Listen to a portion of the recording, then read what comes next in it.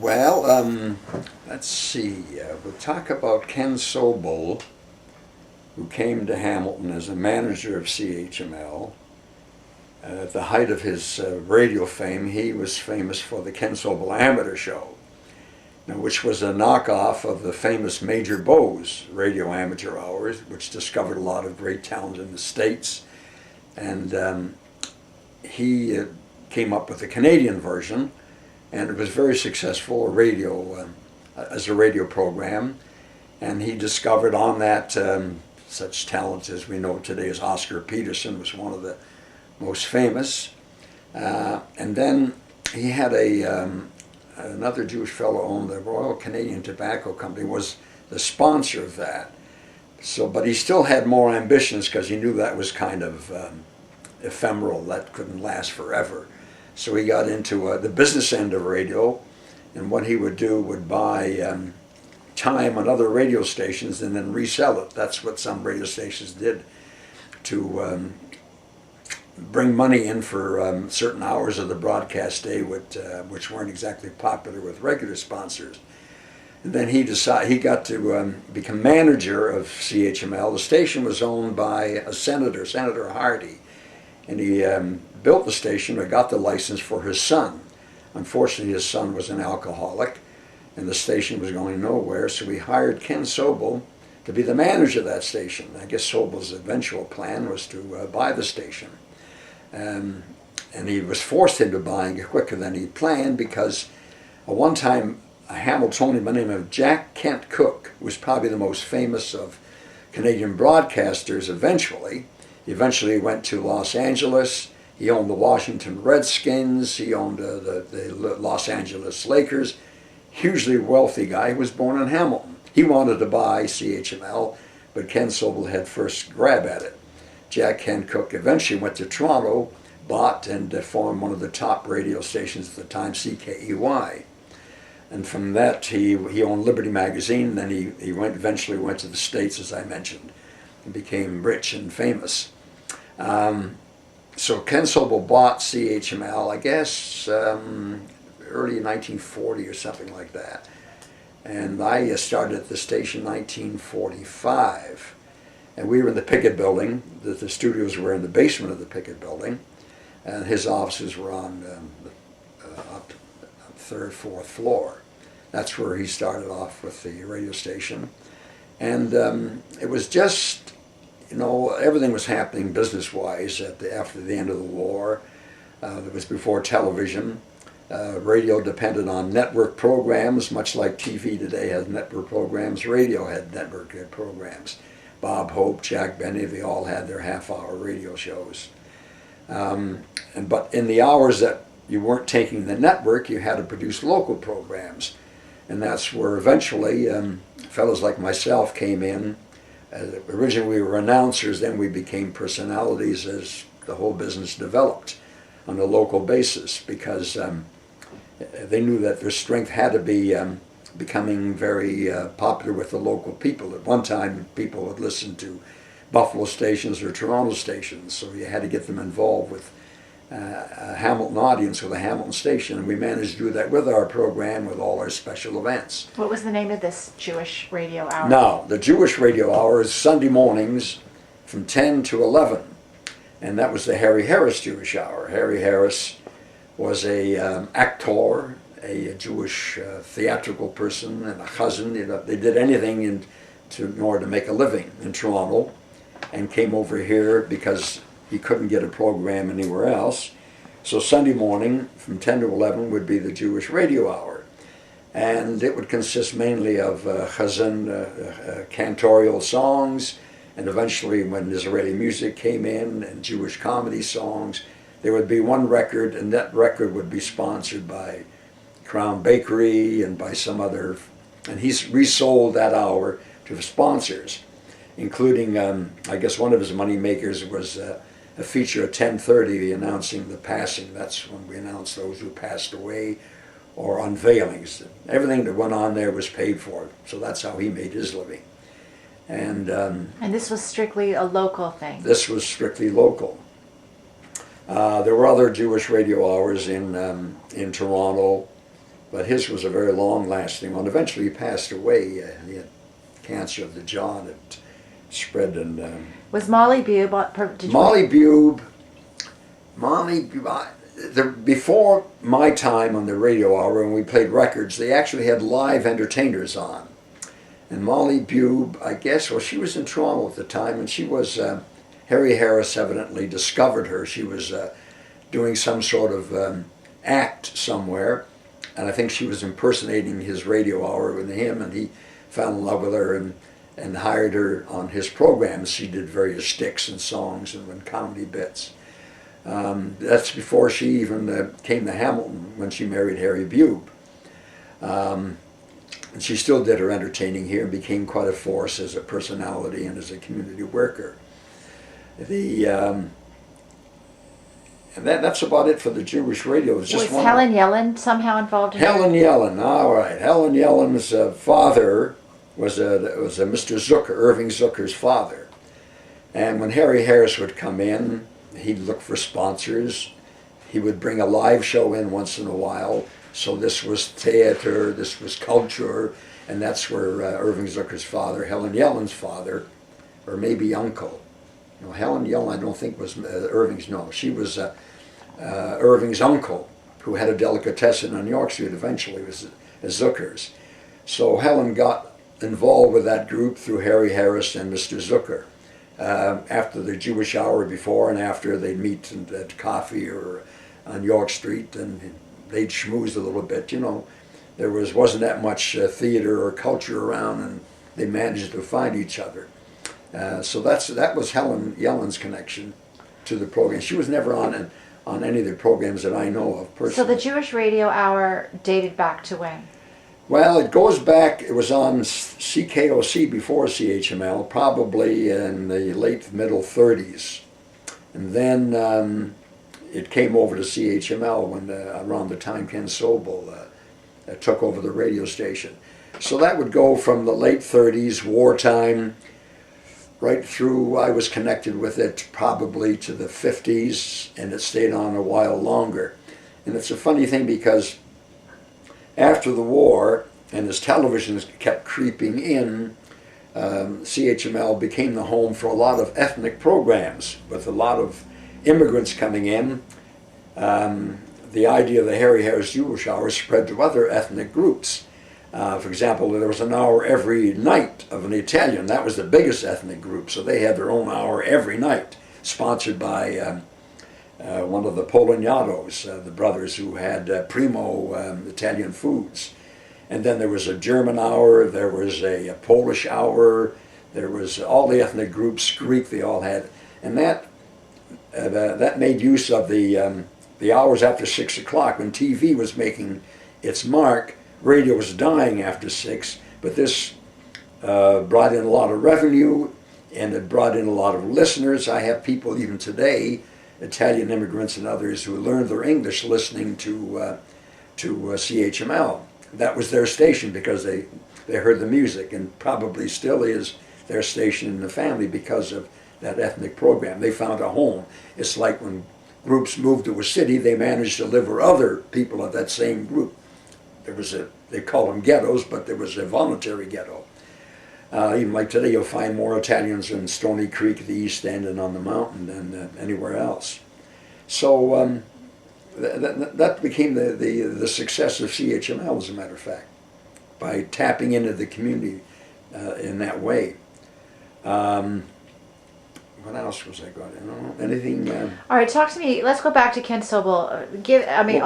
Well, Ken Sobel. Tell me about his stature, the contribution he made to the Jewish community here.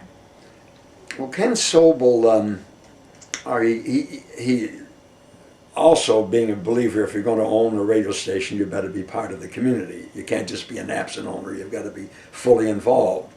So he got involved with the Jewish community. I remember he was a member of B'nai B'rith, and when they approached me to join a member, I was 18 or 19 at the time. I don't know. How can I belong to a group that my boss, Ken Sobel, belongs to? It's a different group.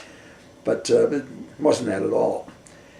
We had our meetings at Muirhead's Cafeteria, which is a popular restaurant on Main Street, right near right in the Brown, Main and James. CHML was at the bottom of the Pickett Building, and we'd have our B'nai B'rith meetings there. And Ken Sobel, let's see, Ken Sobel now he was a member of B'nai B'rith.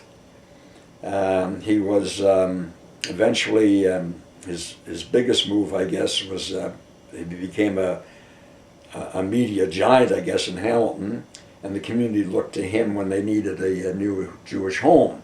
So he was the man behind building the new Jewish Community Center on Delaware Avenue.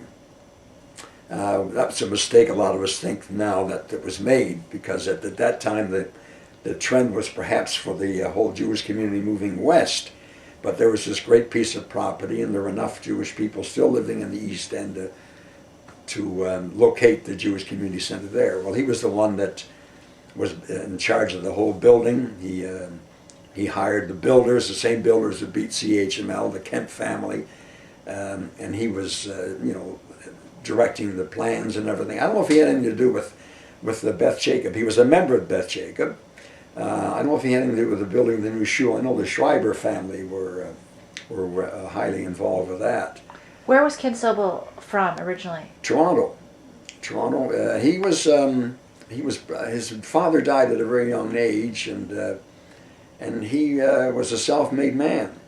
Of course, then he married Frances, whose family were in the schmata business. I think they owned a sock company, McGregor Socks. Matter of fact, her name was Leibel, and her nephew, I think, or her niece, Terria Leibel, was quite a famous in the horse. I think she was a rider or showed horses, and I think there's a relative. I think he's even on TSN right now. So her side of the family were. What brought them to Hamilton? The opportunity to own a radio station. The opportunity wasn't there in Toronto. I guess he made connections with this senator, and if you wanted to get anywhere, you're better off owning something. And he had the vision to see that was the future, instead of being a wandering minstrel with the amateur show and being like a Harry Harris, and maybe in a higher level, but still without a basic home that you could build an empire on. So that was his entry into Hamilton, and he eventually, when there was urban renewal, he was in charge of the whole community. Asked him to be in charge of urban renewal.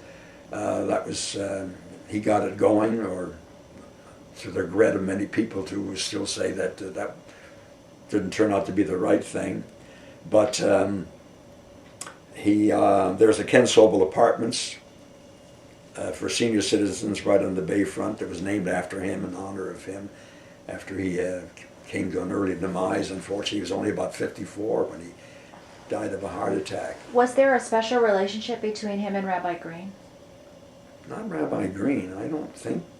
Well, maybe Rabbi Green had the great talent of finding out where the right buttons were, and he may have, when he came to Hamilton, he may have come to Ken Sobel for advice or to get his support.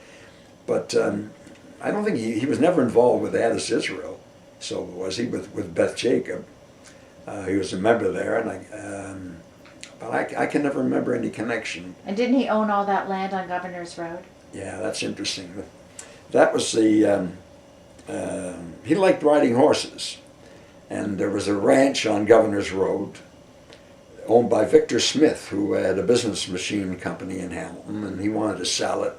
And Ken Sobel bought it for $25,000, that whole piece of property there, and it had a ranch house, and that was,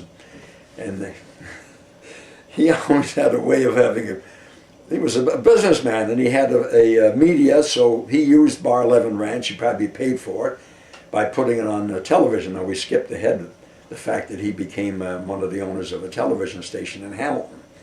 The way that came out, when TV became and the license became available, CKOC, The Spectator, and CHML all tried to get the license. And I guess somebody whispered in their ear, it might be better if you all got together. So they all combined their financial, and we all became part owner. But because he was the fellow who had the experience in broadcasting, he was the one that was given the opportunity to run the radio station, the TV station. So he had Bar 11 Ranch, and they had a Western program on the early days of live program on Channel 11 called Bar 11 Ranch. And so they promoted the ranch out there where he was had his own private horses and his horseback riding. And then he also owned the Hamilton Forum. Now he bought the Hamilton Forum when it was the Barton Street Arena, renamed it. He wanted to build a new arena before Cops Coliseum ever came into the picture. So he had a hockey team in there, the Hamilton Red Wings, which became very hot property through his promotions, and they were on television. So he owned the team, but he had them on television and got some of the money back for what he paid for the team because there were broadcast rights involved. So as I said, he knew how to circulate things. But he wanted to build a bigger arena on Barton Street, but because he didn't have parking, they wouldn't allow him to build a bigger arena. I don't know if you knew the Barton Street Arena. It was, I don't want to say it was old, but one time on the air I called it, it's the only 2,000 seat penalty box in hockey, because everybody was sitting on old wooden benches. But they had a very successful hockey team. And he also brought in other shows, trade shows. That's where Max Mintz got busy too, as he was out doing outside catering, and he got the concession to supply refreshments and food at these trade shows. So that was another way that he brought money in to pay for the various properties, and that's the way he just kept spreading out, and he had the idea of satellite TV. He was the first to have that idea, and he tried to do something about it, but it was too early. But the guy who was in charge of his satellite TV experiments wound up founding Global Television. Soap didn't have anything to do with that. But he, through his ideas and his experience and his vision, he was the seed man for a lot of things that eventually happened in Canada. So he had vision, and he was a very quiet guy. He knew how to put other people in charge. Sid Bibby, who he took from Muirhead's Restaurant, he was a restaurant operator, to run and manage Channel 11 very successfully. He had Sam Hepshire, another Jewish character, you might say, in Hamilton, who was the manager of our Palace Theater, and he had great experience in movies, and Sobel hired him to find the movies to put on television. And that's how Channel 11 became successful, because they were the movie station at the time. That was in the middle 50s and late 50s. And Hepshire was the one who scored a lot of coups. I think he got Gone with the Wind on its first TV release. He had good connections in the movie business. So, and what else did, he just, well, as I said, he helped build our shul. People just kept coming to him with ideas, and he tried to develop them, or knew that was the wrong time for it. And he had good people running. Our radio station was run brilliantly by one of his proteges, Tom Darling. Well, that amateur show, I got to tell you something else about the amateur show. He brought it back again when he had the radio station, because that was another money maker. And then when he had Channel 11, he switched it to the television, the Ken Sobel Amateur Show. And the first Easter fundraiser for Easter seals, big success, was run in Maple Leaf Gardens. And there's a little picture of a little kid up there who was a winner on his amateur show, who was the star of that Easter Seals show, Maple Leaf Gardens. It was the first big fundraiser for Easter seals, and it became the Conn Smythe Easter Seal show after that. So he was the first, and was the original man to get that going. I think he did it for a couple of years, and then other people took over. So he was an amazing guy. Tough to talk to, but why tough? He was very quiet. He wasn't a social butterfly. he could talk business talk or easy talk, but you just didn't feel you could make small talk with him. But he knew how to, the talk that was important. There's another interesting thing on a personal thing. I went to him once. I had a brother that was in trouble and we needed some money, so I went to him to be a co-signer for this note. And it kind of shook me up because he said, I'll give you one bit of advice. Don't help your brother, because it won't help him. He said, I had a brother. He had a brother who was a rounder, had drug problems and everything. He says, it was just a waste trying to help him. Well, he may have been trying to help me, but I was kind of shocked by that.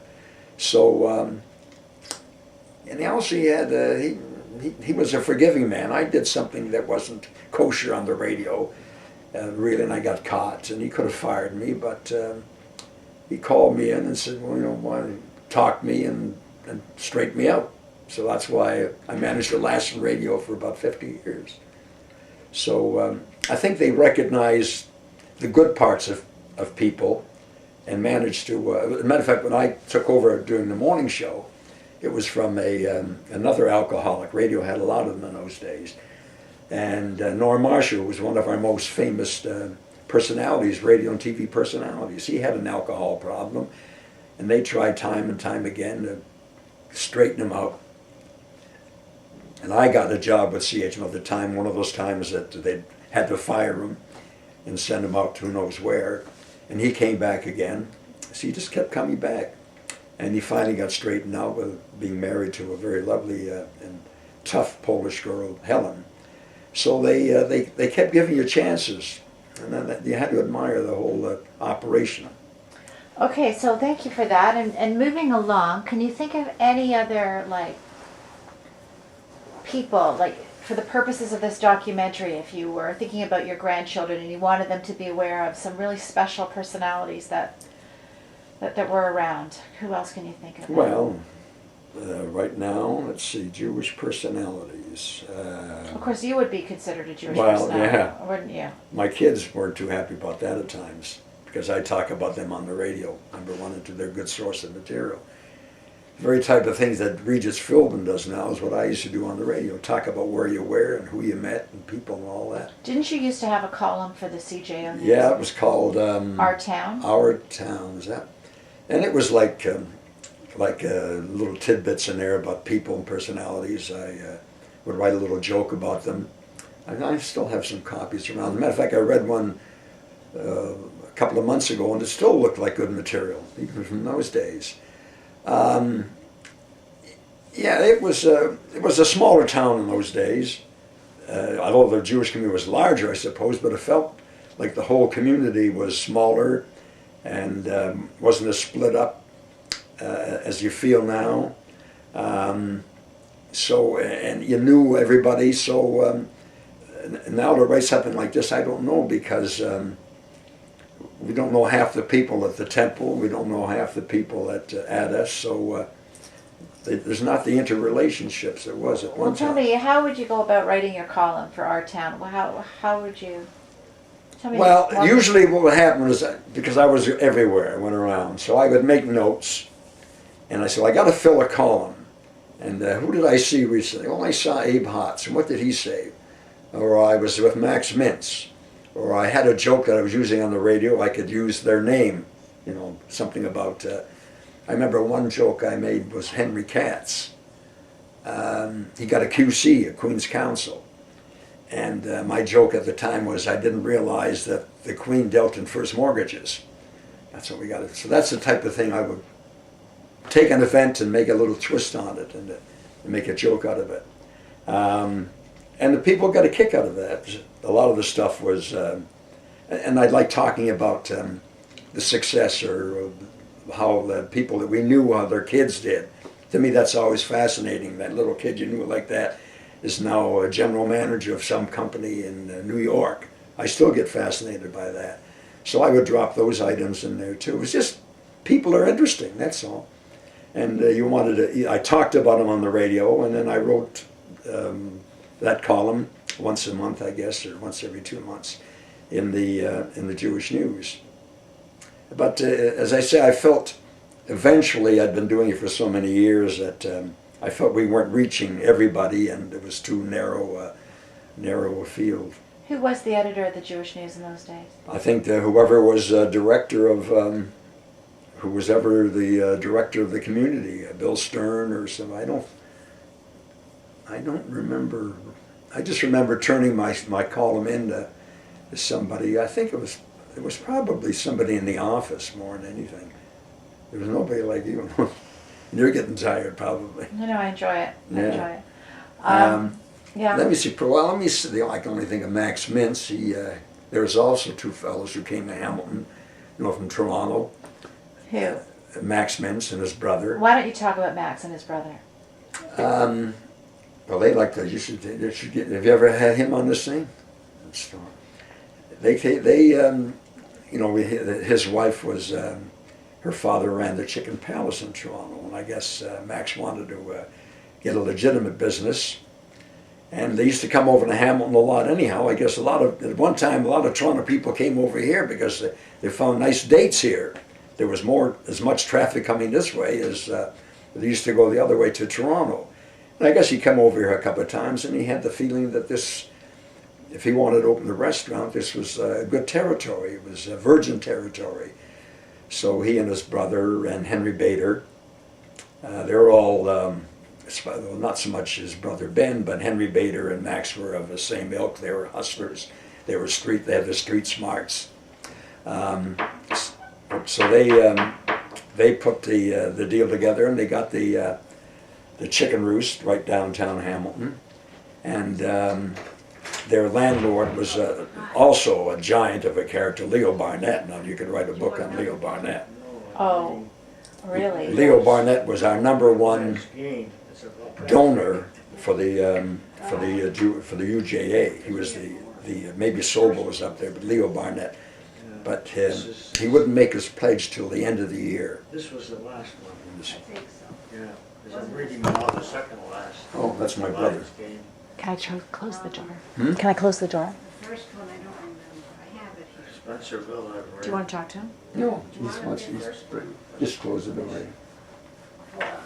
No, it's okay. No, I know, but we're talking here. It's being taped. Okay. Sorry. That's my brother. Okay. It's nice to have a brother in the building. Yeah. Hold on. So they. Yeah. All right. So Leo Barnett, what was his connection? Leo Barnett had a big chain of shoe stores, and they were large. They had two shoe. The #1 shoe store in Hamilton was Arliss Shoes, that was owned by Leo Barnett, and his office and warehouse was on the corner of John and Jackson. He was very big, and also probably among the wealthiest Jews in the community. But he was very strange. Max did great impersonations of him. He talked with I guess he had a speech problem. And he liked to tell jokes, and you would go crazy by the time he told the joke. But he was a tough landlord, and I think Max enjoyed having to fight with him on the rent and all the deals that he wanted to do. I had one experience with Leo. He had the third floor of this Arliss shoe store, which was right next to the Chicken Roost, was vacant, and he had an idea there was an auditorium in there. Perhaps we could have some sort of theater going, but that wasn't anything I was interested in. But so he, as I said, he was the #1 contributor, and he also a #1 landlord. There's a lot of properties around here, and even in Toronto. I guess, I don't know, I guess his family history, I don't know much of it. He lived right across from Sheridan Lax on Markland. Okay, back to Max and Benny Mintz and their Well, Chicken Roost. and Max Bader, they came in and they opened a Hamilton version of the Chicken Palace. They called it the Chicken Roost. That was just Sam. And it has become an icon in the memory of people because it was a gathering of peoples for all groups of people, Jewish and non-Jewish. First of all, it had a prime location on King Street. That's when downtown was really something.